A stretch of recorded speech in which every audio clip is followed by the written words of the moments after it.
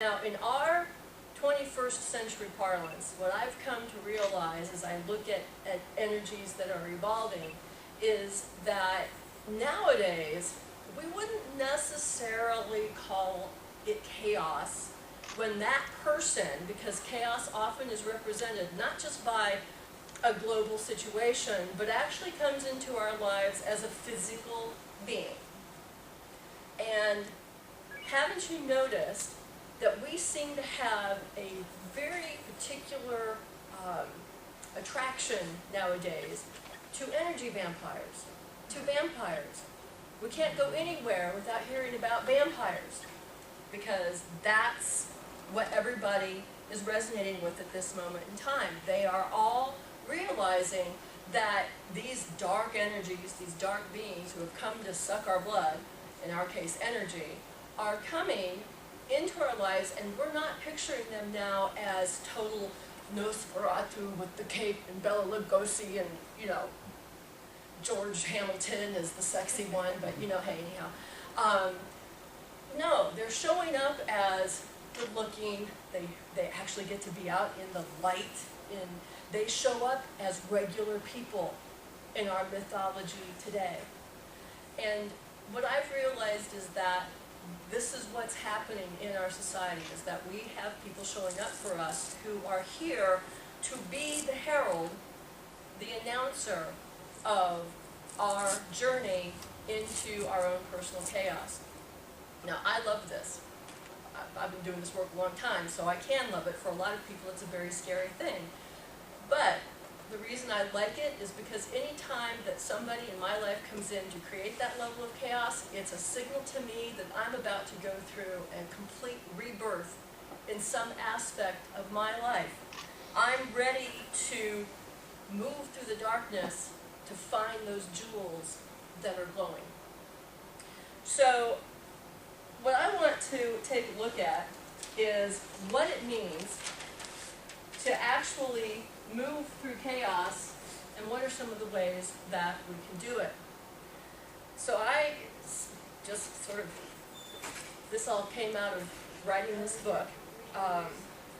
My credentials, just so you know, are that I am a 17-year veteran life and spiritual coach. I've been a medical massage therapist for those 17 years as well.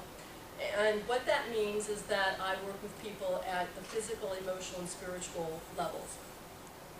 And in my role as a life coach, I have had the honor and the privilege of shepherding people through many different life changes. I had a nonprofit that I founded in 1999 that I was the first person to have accredited in the state of Illinois holistic education classes for teachers. I worked very, very closely with social workers, psychologists, psychiatrists, and professional counselors and nurses in the state of Illinois to write those programs. At one point in time, I had $2,000 worth of books on the subject. And so I did enough work so that when I went to go talk to these professionals as a layperson, they would know that I had done enough to be credible in talking with them. And so, so that's the work in my background in all of this, as well as just moving through life and being able to take my experiences and help others learn from that as well. So the first tool that we have when we are moving through a chaotic experience is, first of all, we have to recognize that it's happening. We need to acknowledge, accept it, and allow it. And of course, that's usually the hardest step, isn't it?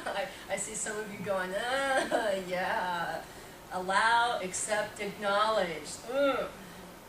Sometimes we can see that the situation's happening, and yeah, we can acknowledge that it's going on, but we don't want to accept that that's what's really going on.